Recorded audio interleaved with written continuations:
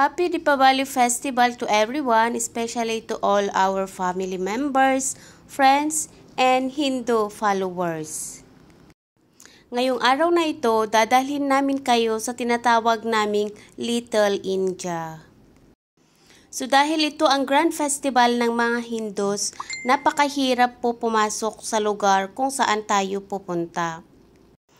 Take note po na ang pagdiriwang na ito ay sinasagawa or sineselebrate ng mga Hindus. So this is a religious festival. Hindi po natin masasabi na sa mga Indian kasi meron pong mga iba't ibang religion din na kinabibilangan ng mga Indian. Ito rin ay kilala sa tawag bilang Diwali, na isang makulay at pambansang festival na pinagdiriwang ng mga Hindu sa buong mundo. Ito ay tinuturing na isa sa pinakamahalagang pagdiriwang sa Hinduism. Ang salitang Deepavali ay nagmula sa salitang Sanskrit na Deepa at ito ay nangangahulugang kandela at Avali na nangangahulugang hanay. Isa pang aspeto ng pagdiriwang na ito ay ang pagsindi ng mga diyas or kandila na naglalakip sa simbolo ng liwanag at naglalarawan ng tagumpay ng kabutihan laban sa kasamaan. Ang mga pailaw na ito ay nagbibigay daan at pagkakaroon ng masigla at makulay na kapaligiran.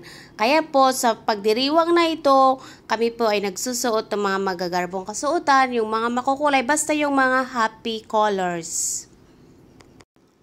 So yun po ang konting kaalaman na pwede kong may pahagi tungkol sa pagdiriwang na ito at balik po tayo sa aking video.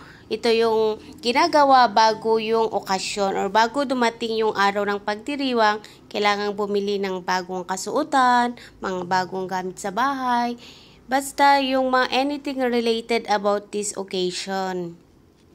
Kumbaga sa ating mga Kristiyano, ito yung katumbas ng Christmas sa atin or sa Pasko dahil meron din kaming Noche Buena bago yung sasapit ng araw ng Deepavali. Nagbibigayan din po kami ng regalo, bumibisita sa mga kaanak at maraming mga inihahandang pagkain. Yun talaga ang pinaka-importante.